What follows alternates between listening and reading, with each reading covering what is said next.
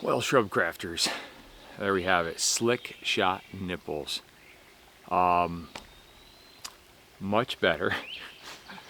And believe it or not, I completely missed the target with the shotgun. What's interesting is the shotgun, so that is empty, I'm just making sure. The shotgun, being that it's so far under the bore, is deceiving where it hits. So if I aim with the traditional sights, you hit way under. And so last time when I was borrowing this from my buddy and shooting, I had hit the bottom target quite a distance down. So this time I aimed slightly over the top and still missed the target. But interestingly, that was loaded up with 10 32 cal balls. So I used 40 grains of 3F. I used a fiber cushion wad over 10 of the 32 310 balls, followed by another cushion wad down inside the bore. Ran home tight. And the reason I shoot the shotgun first is because I don't want to dislodge the charge. Even though those fiber cushions are really thick and they hold in well, I don't want them to discharge and get an air gap in there. So that's why I figure I shoot those first. The others were loaded up with 30 grains of 3F and using these slick shot nipples. Now, for those of you who are familiar with muzzle-loading pistols and revolvers, if you look right there, I'm trying to get a good shot of this. Those caps, when you cock, right now, here we go, it's fallen free and very hard to cock. So in the 1851s, in the 1860s, again, we are empty, all the cylinders have fired. In the 1851s, 1860s, 1861s, 1862s, there's actually in a manual of arms that I saw somewhere years ago, and this was thanks to Cowboy Action Shooting. One of the guys I used to shoot with shot cap and balls, and he said there's a reason you flip as you cock. It's to pull and clear the caps from jamming. And so you cock in the air, which obviously breaks, ooh, that's so hard, which obviously breaks the 180 rule. But when you were cocking, by doing that, you were throwing your caps free, come down, bang, cock, bang, cock.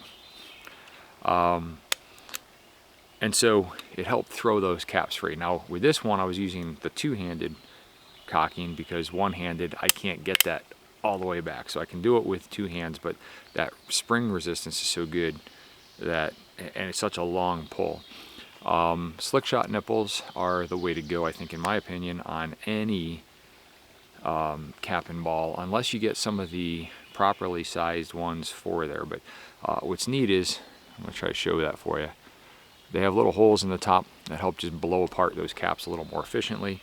And then before, when you cock down, like on this Navy model, when I flip this lever down, my ergonomics to hit that cap are right there. So you need to get on there really quick so they are properly sized.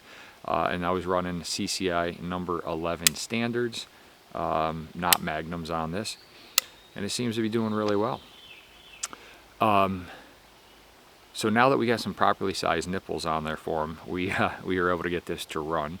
I definitely like it, and there is something that I need to let some of you viewers know, which I'm sure some of you know and some don't. Before, we were having a little bit of issues with timing, and so the LeMat uses a unique pin that goes into the back of the cylinders, unlike the hand that goes on your 1851s, 60s, and so on of the Colts. This one, there's a little adjustment. So this is your hammer screw. There's a little adjustment screw right here, so hopefully that's picking up.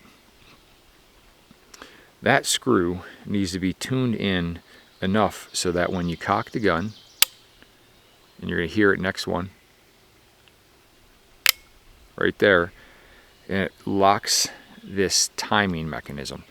And so without that properly turned in, it can back out, and then you'll get, it'll spin, and then you'll get, even at half cock, right here, you'll get the standard ability to load and change. And then when you go to full cock, instead of locking in place, you can continue to rotate your cylinder. So there was some timing issue there before, so we adjusted that, got everything taken care of.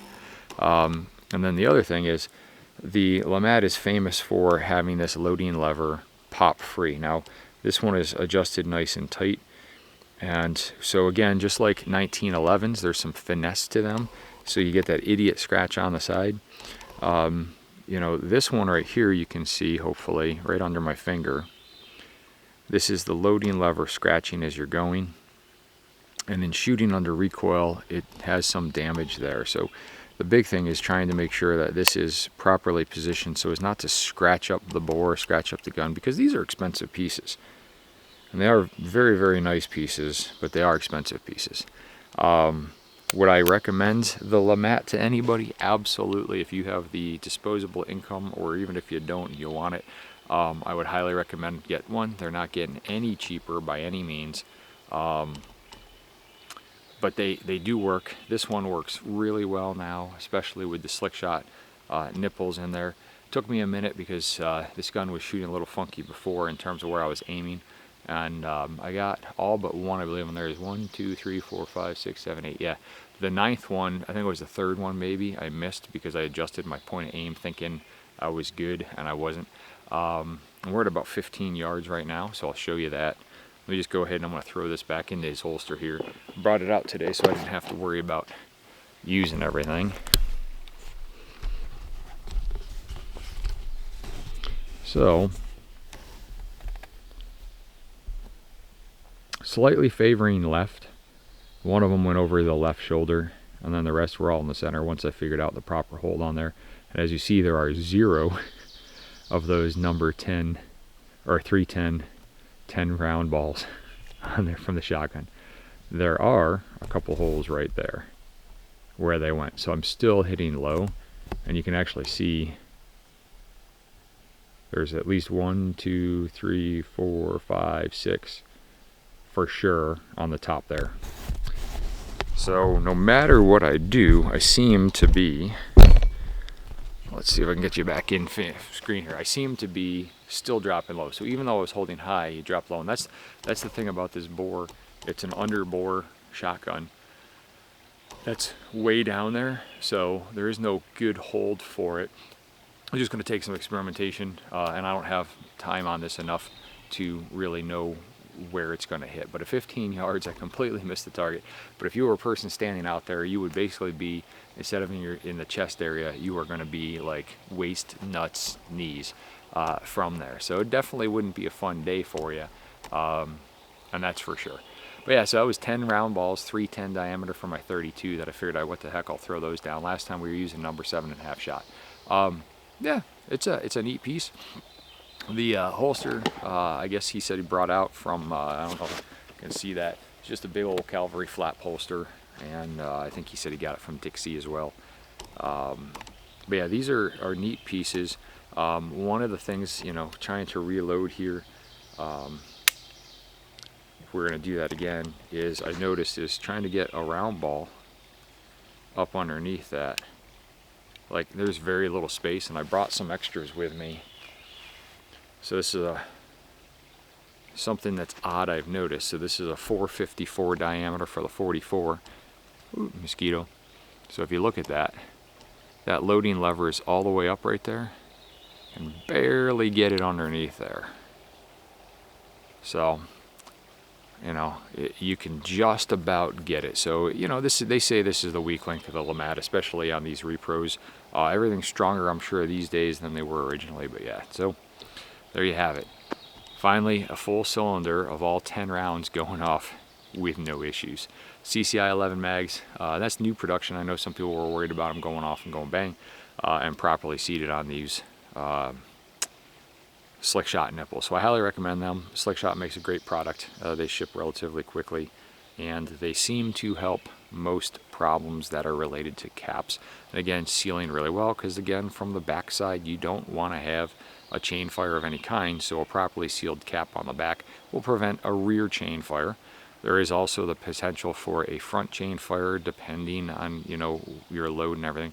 Now I loaded these up 30 grains of powder, no wad, and I threw on the 454 ball, and then I coated with a little bit of the homemade boar butter of my own, you know, the olive oil mix. And that is not to prevent chain firing on this gun so much as it is to prevent fouling going down the barrel. And this mechanism, because it is so tight, I found when I didn't lube them the other day after shooting, I could hardly get a second cylinder to go around for that. So that's where we were at with that. So anyway, hope that's fun. Hope you enjoyed that. And this is hopefully coming out Memorial Day. So again, remember, this is for all of our servicemen and women that have died in service for our country, going all the way back to the beginning. And we thank you for your service, for all of our fallen veterans, and that is something that means a lot to me, especially on this channel, you know, in our country. I'm a huge supporter of veterans, and I'm a huge supporter of all of our servicemen and women that have put and given their all basically for this country. And our country never forgets that, and that's what today is all about, is never forgetting.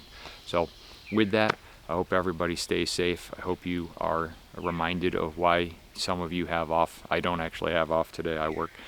My job requires that, and that's okay, because again, to me, it's just another day to help. And but I will always be reminded of everybody who gave their all. So anyway, thanks for watching, and I hope you guys stay safe and continue to get out there, and hopefully you guys and gals are out there shooting, and maybe today you'll do some shooting as well.